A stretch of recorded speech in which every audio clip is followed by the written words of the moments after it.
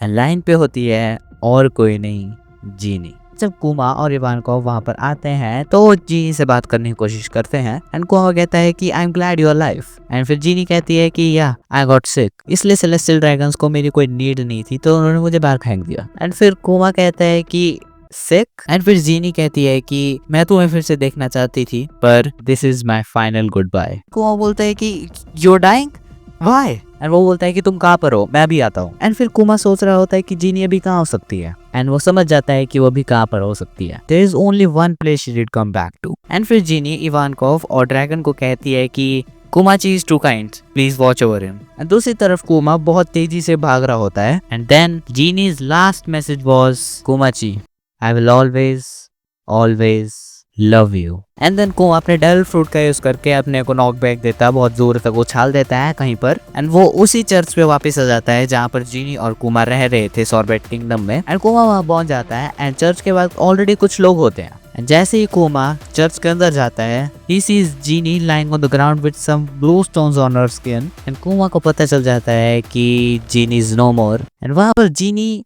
और कुमा के अलावा कोई और भी होती है, एक बच्ची। That was a baby. She was the daughter of Genie. And then there Kuma says, "Don't worry, Genie, I'll raise a baby." Well, पहले हमने बात करी थी Kuma की लाइफ के बारे में, but this is no longer just Kuma's life. This is the life of Kuma and Bonnie.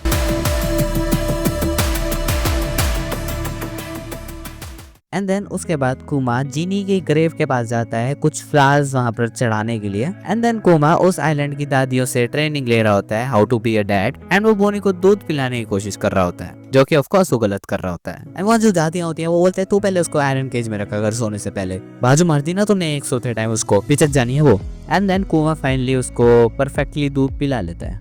And अब बोनी थोड़ी बड़ी हो गई होती है एंड ऑफ कोर्स कुमा रेवोल्यूशनरी आर्मी में था तो उसको बाहर जाना पड़ता था अपनी ड्यूटी निभाने के लिए एंड वो बोनी को उन दादियों के पास छोड़ देता था। एंड वो कुछ दिखता है कि बोनी के फेस पे भी कुछ आ रहा है। एंड एक दिन जब कुमा वापस चर्च रिटर्न करता है with a smile on his face तो वो सामने बोनी को देखता है जो कि खेल रही होती है, पर कुमा रियलाइजेस समथिंग। फिर अगले दिन कुमा पूरी चर्च की सारी खिड़कियां बंद कर देता है। बाहर से लोग आके फिर कुमा से पूछते हैं कि कुमा तुम ऐसा क्यों कर रहे हो। फिर वो उन लोगों को दिखाता है कि बोनी को भी वो सेम चीज हो गई है जो कि जीनी को ही थी, मतलब उसकी स्किन पे वो वाले ब्लू स्टोन्स हो गए जिसकी वजह से जीनी की डेथ हुई थी। और वो खिड़कियां इसलिए बंद कर रहा था क्योंकि उस बीमारी में जिसको बीमारी हुई होती है वो सनलाइट को एक्सपोज नहीं हो सकता, मतलब उसके ऊपर सनलाइट गिर गई तो उसकी बीमारी और बढ़ने लग जाती है। एंड फिर बहुत सारे डॉक्टर आते हैं जो कि बोनी को चेक करने आते हैं पर किसी को भी समझ नहीं आ रहा होता है क्या है। एंड देन कुमा रेवोल्यूशनरी आर्मी को क्विट कर देता है क्योंकि कुमा को पता चल गया होता है कि ये एक सीरियस मैटर है तो उसको अपना ज्यादा टाइम बोनी को क्योर करने में लगाना चाहिए। वेल अब बोनी 5 साल की हो गई होती है एंड कुछ बच्चे बोनी को चिढ़ा रहे होते हैं कि तू चर्च से बाहर नहीं आ सकती है, तू अंदर रह सकती है, तो एक वैम्पायर है। एंड उनमें से एक बच्चा क्रॉस दिखा रहा होता है बोनी को कि तू एक वैम्पायर है तो उससे डरेगी, अबे साले तू चर्च में ही है। एंड बोनी अपनी ऑफ कोर्स उनको कूट देती है। मतलब जो बच्चे होते हैं वो बोनी को चिढ़ा रहे होते हैं उसके फेस में जो स्टोन्स होते हैं उसकी वजह से। एंड बोनी पूछती है कि इज इट अगली एंड कुमा बोलता है दोस ज्वेल्स शायद से वो तुमसे जल रहे होंगे, उन्हें वो चाहिए होंगे क्योंकि बहुत ब्यूटीफुल है। एंड देन रात हो जाती है एंड कुमा बोनी को कहता है कि बोनी अगर तुम्हें कहीं पर ट्रैवल करना होगा तो तुम कहाँ पर जाओगी। तो बोनी बोलती है कि क्या तुम्हें स्काईलैंड के बारे में पता है, मैंने उसको एक बुक में देखा था, स्काईलैंड सन के बहुत पास है तो शायद से वहाँ पर नीका हो। एंड कुमा बोलता है नीका, हाँ। एंड देन कुमा वहाँ पर वो नीका का डांस करने लग जाता है। बोनी भी उसको ज्वाइन करती है एंड वो दोनों साथ में नीका का डांस करते हैं। एंड देन कुमा बोलता है कि जब तुम 20 साल के हो जाओगे तब हम स्काईलैंड चलेंगे। एंड जब 19 साल की हो जाएगी तब हम कहाँ जा रहे हैं, फिशमैन आइलैंड। एंड उसके बाद कुमा चर्च के पीछे एक डॉक्टर से बात कर रहा होता है एंड डॉक्टर उसे बताता है कि जो तुम्हारी बेटी की सिम्टम्स है उससे पता लग रहा है कि वो बीमारी सफायर स्किल्स है। इसमें जो पेशेंट होता है वो अगर सनलाइट या फिर मूनलाइट या फिर बोलो कोई भी नेचुरल लाइट के अंदर आता है तो उसके जो स्टोन्स है वो स्प्रेड होना स्टार्ट हो जाते हैं। पर फिर भी अगर तुम बिल्कुल ही लाइट अवॉइड कर दोगे फिर भी ये प्रोग्रेस करेंगे। Your daughter has 5 years at most to live. She won't live to see her 10th birthday. And then कुमा वहाँ से उदास होकर चले जाता है। And then कुमा को पता चलता है कि बोनी ने वो सब कुछ सुन लिया है, पर एक्चुअली सब कुछ नहीं सुना है, उसे सिर्फ 10 years old ही सुना होता है। एंड देन कुमा को झूठ बोल देता है कि जब तक तुम 10 साल की नहीं हो जाती तब तक तुम ठीक नहीं हो सकते, ऐसा डॉक्टर ने कहा है। पर फिर भी बोनी बहुत ज्यादा खुश हो जाती है एंड बोलती है कि जब मैं 10 साल की हो जाऊंगी तब मैं ठीक हो जाऊंगी, मैं आपके साथ एक ट्रिप पे जाना चाहती हूँ। एंड फिर से 1 साल बीत जाता है एंड सॉर्बेट किंगडम में फिर से एक तहलका आ जाता है। बोल तुम्हें याद होगा पार्ट 1 में जो किंग था वो लोगों को स्लेव बनाने में लगा हुआ था एंड रेवोल्यूशनरी आर्मी आके उसको रोक देते हैं, पर वो किंग अब वापस वो चीज दोहराने लगता है एंड वो उसके प्रजा को जला के उनके घरों को फूकने की कोशिश कर रहा था। एंड ऑफ कोर्स वहां पर कोमा जाता है एंड उनको बचाने की कोशिश करता है एंड कोमा ये सब देखकर बहुत ज्यादा फ्यूरियस हो जाता है एंड वो सीधा किंग के पास पहुंच जाता है एंड देन कोमा एकदम और फार्मिंग वाली वॉक करना स्टार्ट कर देता है एंड उसके मुंह पे एक अटैक करता है। पर कोमा जब किंग को हटा देता है तो लोग ये इंसिस्ट करते हैं कि इतना अच्छा आदमी है, इसको ही किंग बना देते हैं। देन कोमा अपना वहां का किंग बन जाता है एंड हम सामने देखते हैं बोनी को जो कि कुछ ज्यादा ही बड़ी नहीं लग रही है। बाकी ये लोग उसको देखकर पहचान ही नहीं पाते हैं, उनको लगता है कि वो जीनी है। एंड देन बोनी अपने चेहरे को शीशे में देखती है एंड वो खुद बहुत ज्यादा हैरान हो जाती है एंड हैरान होकर वापस बच्ची बन जाती है। एंड बाकी लोग वहां पर थोड़ा रिसर्च करते हैं तो हमें पता चलता है कि ये एज फ्रूट है, मतलब बोनी खुद की और अपने आसपास की एनवायरनमेंट की एज मैनिपुलेट कर सकती है। एंड अपना कुआं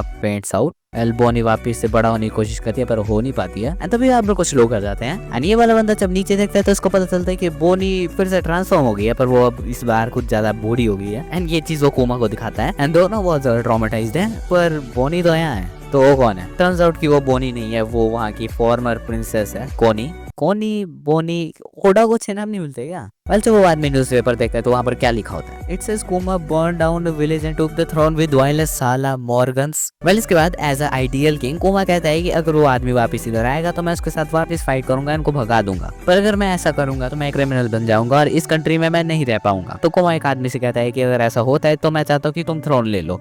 एंड कोमा उस आदमी को कहता है कि मैं चाहता हूँ कि तुम बोनी को भी अच्छे से यहाँ पर रखो। एंड देन कोमा बोनी के पास जाता है जो कि बूढ़ी बन गई होती है अभी, और उसको बोलता है कि अच्छे बच्चे बनकर रहना, किसी को परेशान मत करना। एंड अगेन वो बोनी नहीं थी। अब कोमा एक्चुअल बोनी के पास जाता है एंड उसको बोलता है कि अच्छे बच्चे बनकर रहना, सबकी बात मानना। एंड देन बोनी ये सुन के उदास हो जाती है कि उसका पापा जाने वाले हैं and she gives her father a half hug भी नहीं है, वो 1/4 हग है। और उसके बाद कोमा वहां से निकल जाता है एंड जो वो किंग बेकोरी था ना पहले वाला जिसको उड़ाया था कोमा ने, वो वहां पर आ जाता है with navy with armed forces Kuma को पीटने के लिए, पर कोमा उनकी बहुत गंदी वाली फाड़ देता है, बहुत गंदी वाली। वेल ये जो कांड कोमा ने करा था इसकी वजह से उसकी बाउंटी बढ़ जाती है। वह इसके बाद कोमा दुनिया में हर जगह जाता है बोनी की डिजीज के लिए कोर ढूंढने के लिए, पर हर जगह उसको यही सुनने को मिलता है कि she has at most 5 years to live, she won't make it over 10th birthday. वैसे से ही सेल करते करते कोमा को एक दिन रेवोल्यूशनरी आर्मी मिल जाती है एंड वो उनकी शिप पे जाकर सोलर रेस्ट करता है। एंड देन ड्रैगन कोमा को वेगापंक के बारे में बताता है एंड वो बोलता है कि शायद से बोनी की डिजीज वो क्योर कर सकता है।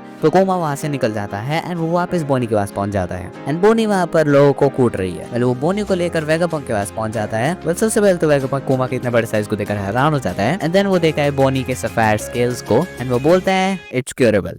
एंड देन वेगापंक कोमा को बताता है कि वो कैसे कैसे उसको क्योर करने वाला है एंड बताता है कि इसमें बहुत ज्यादा टाइम और पैसा लगेगा। वेल जब वेगापंक कोमा का कच्चा चिट्ठा देख रहा होता है तब उसे पता चलता है कि कोमा एक बकेनियर है एंड ये देखकर ऑफ कोर्स वो बहुत ज्यादा शॉक हो जाता है एंड बोलता है bro I am from world government bro. And then Vegapunk कुछ अपने दिमाग में कुक करता है एंड वो कोमा को एक प्रपोजल देता है। वेगापंक कोमा को कहता है कि मुझे तुम्हारी बॉडी चाहिए, मींस उसे उस बॉडी के क्लोन्स बनाने होते हैं। एंड वेगापंक बोलता है कि अगर तुम मुझे अपने ब्लड के सैंपल्स और परमिशन दे सकते अपने क्लोन्स बनाने की तो तुम्हें बोनी के क्योर के लिए कोई भी पैसा देने की जरूरत नहीं है। एंड कोमा यस तो कर देता है, पर वो पूछता है कि तुम उन क्लोन्स का करने के वाले हो। तो वेगापंक कोमा को सारा बता देता है कि वो उन क्लोन्स को बनाए एंड वो नेवी यूज करेगी एंड अपनी सारी फैंटेसीज रख देता है उसके सामने कि भाई क्यों है वो मुंह से लेजर्स मारने की पार्ट्स कैसे कर देंगे ये वो सो। फिर दिखाते हैं सैटर्न को जो कि बोल रहा होता है कि Vegapunk doesn't know how to make the most out of opportunities. And Vegapunk Kuma के साथ थोड़ी बहुत बातचीत करने के बाद कहता है कि Kuma you are a saint. And Kuma बोलता है a saint no I'm just a pacifist who wants peace.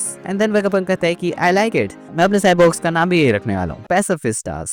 Well इसके बाद हम एक शिप को देखते हैं जिसपे होता है एक एडमिरल जो कि होता है किजारू एंड वो वेगापंक वाली जगह पे ही जा रहा होता है। फिर वो वहाँ पे पहुंच जाता है एंड वो यहाँ पर आया होता है ताकि वो सैटर्न का एक मैसेज पहुंचा सके। फिर वहाँ पर सैटर्न ट्रांसपॉन्डर से वेगापंक को कहता है कि वेगापंक चाहे तुम बार्थोलोम्यू कोमा के क्लोन्स का यूज करके एक अच्छा बेस बना भी लेते हो सोल्जर्स का, पर फिर भी एक पायरेट है with a bounty of 296 million berries. अगर तुम ऐसा करोगी तो नेवी का नाम खराब होगा। तो वो बोलता है अगर कोमा के क्लोन्स के सोल्जर्स बनने ही है तो कोमा को कुछ कंडीशंस फॉलो करनी पड़ेगी। फर्स्ट है कि कोमा को वॉरलॉर्ड्स को ज्वाइन करना पड़ेगा as a pirate.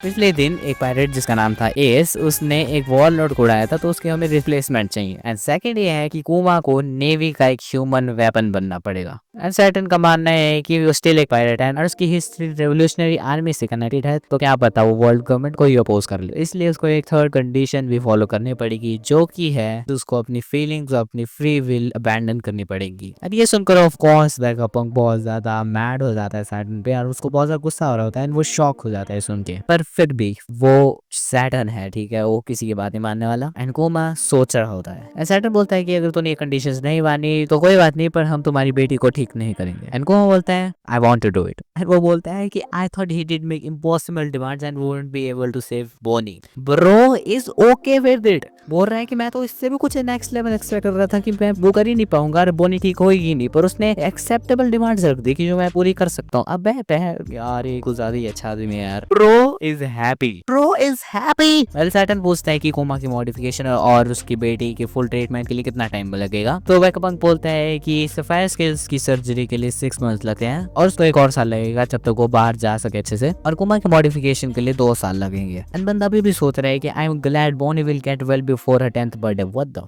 And Saturn बोलता है कि बोनी को हम अपने कस्टडी में रखेंगे जब तक कोमा की मॉडिफिकेशन पूरी नहीं हो जाती, एंड फिर बोनी को हम बाहर भेज सकते हैं। मतलब वो कोमा को वापिस से देख ही नहीं पाएगी जब वो ठीक हो जाएगी। एंड जब बोनी की सर्जरी हो जाएगी तो कोमा को ये भी अलाउड नहीं है कि वो बोनी के साथ कॉन्टैक्ट करे। एंड अगर कोमा इन रूल्स को वैलिडेट करता है तो उसकी बेटी को भी स्लेव बना दिया जाएगा। तो फिर कोमा बोलता है कि मैं उसको नहीं देखूंगा, पर मेरी एक रिक्वेस्ट है, बोनी को ये नहीं पता चलना चाहिए कि वो एक हॉस्टेज है। तो जब वो ठीक हो जाएगी तो लैब में नहीं रहनी चाहिए, वो वापस चर्च में ही रहनी चाहिए।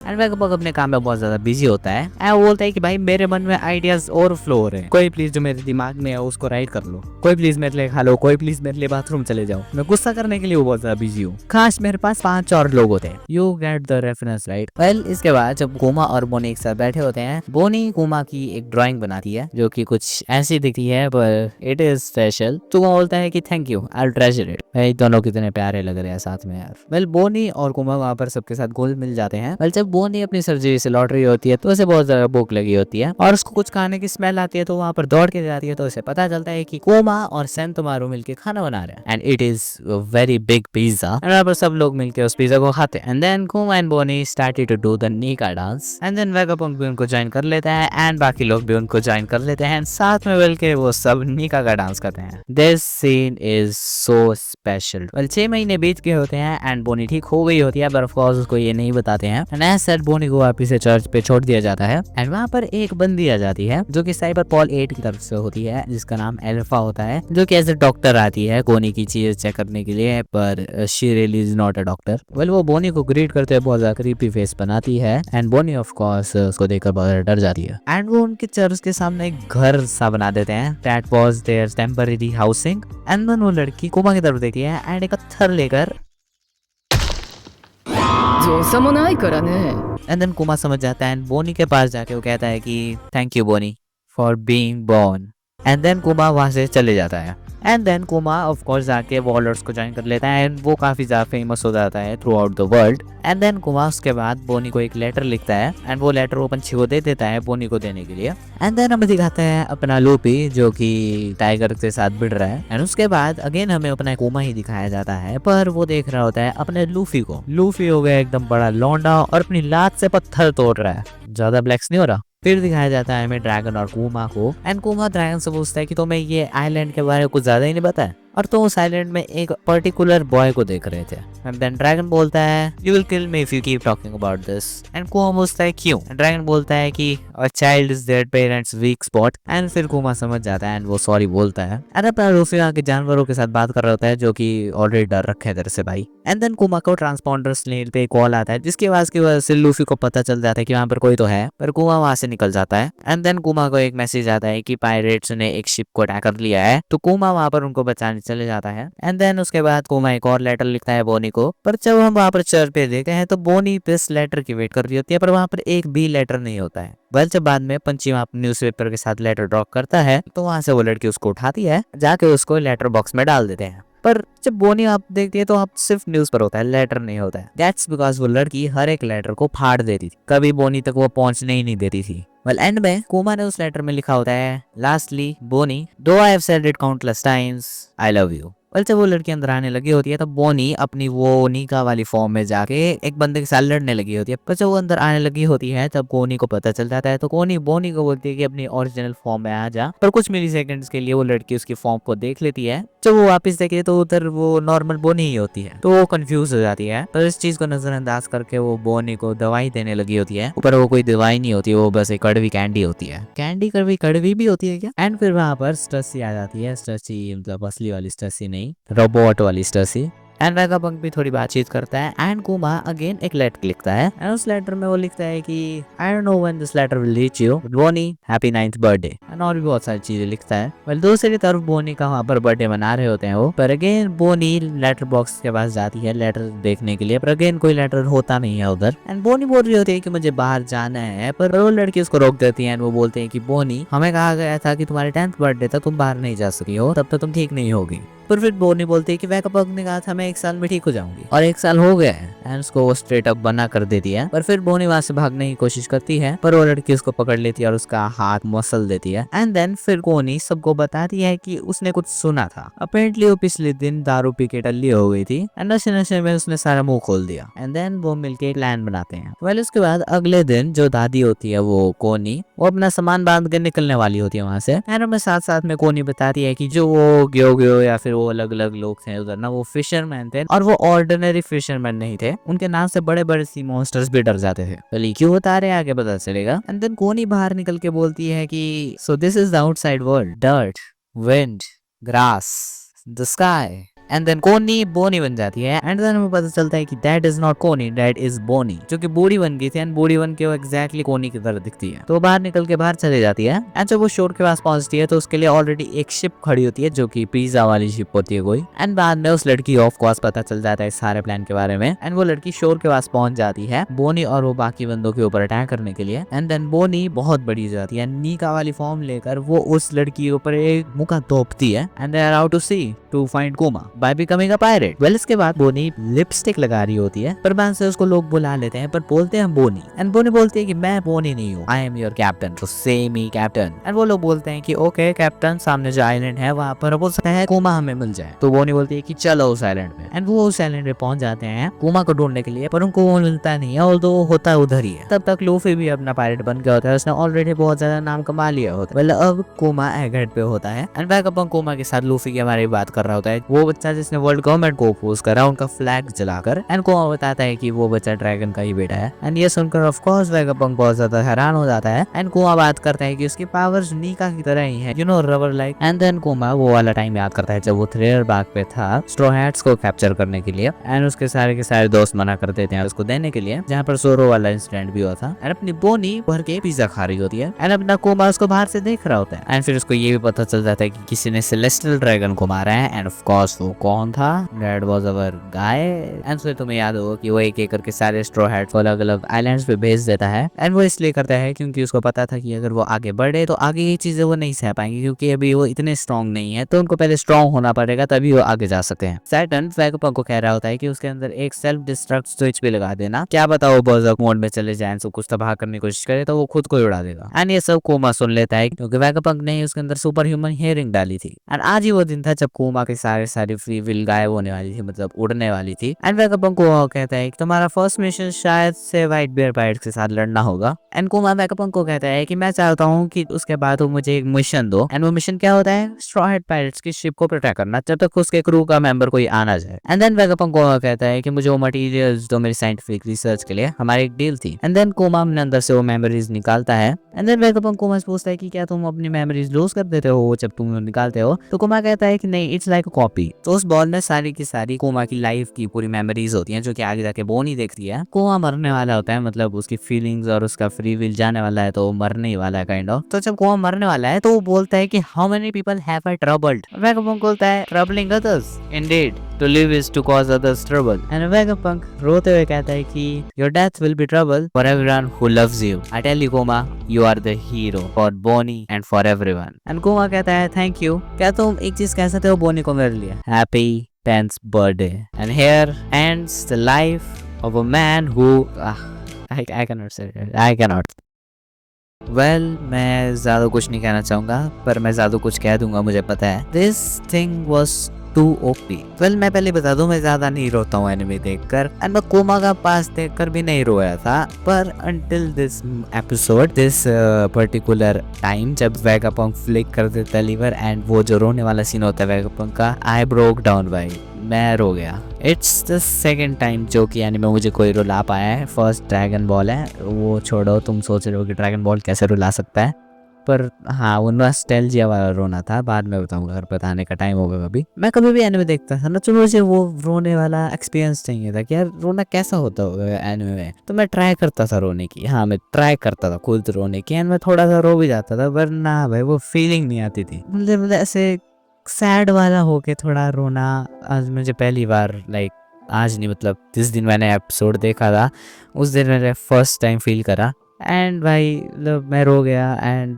एक्चुअल असली वाला रोना तब स्टार्ट हुआ मेरा जब कुमा कहता है बोनी को कि हैप्पी, बस हैप्पी में रो गया मैं हैप्पी हैप्पी, मुझे पता था कि क्या आने वाला है। कोमा बोनी को कहता है कि हैप्पी 10th बर्थडे भाई। उसके बाद मैं पूरे आउटरो सुन रहा था पर उसके साथ साथ मैं रो भी रहा था। मैं बोलता वन पीस के ना इंट्रोज आउटरोज लर्न करता हूँ, याद करता हूँ गाने के लिए, बस पता नहीं क्यों, because I am a very big fan of One Piece and मैं जस्ट याद करता हूँ। एंड ये वाले मैं कर रहा था पर मैं नहीं कर पाया भाई, बस दैट मैं रोने में इतना बिजी था। मतलब this series is so good भाई। अभी तक मेरे लिए वानो सबसे टॉप पे थी, पर शायद से just because of this thing कुमा का पास्ट एंड जो अभी तक चीज़ें आ चुकी हैं एंड आगे आने वाली हैं उन सबको मिला के I guess this is really gonna become my favourite arc. अभी तक पता नहीं पर मुझे लग रहा है बस। तो यार कुमा के नेक्स्ट वीडियो आया तो सब्सक्राइब कर दो एंड अगर आपने पार्ट 1 देख रहा है तो लाइक कर दो एंड अगर आपने लाइक नहीं करा मतलब आपने पार्ट 1 नहीं देखा तो पार्ट 2 में कर रहे हो, ये वाली वीडियो क्लिक करो और पार्ट 1 देखो पहले, तब चीजें समझ आएंगी। एंड इस वीडियो में कुछ गलती होती है तो मुझे आज से एक कमेंट से करेक्ट कर देना। मैं आज तक bye bye. The Lost Chapter।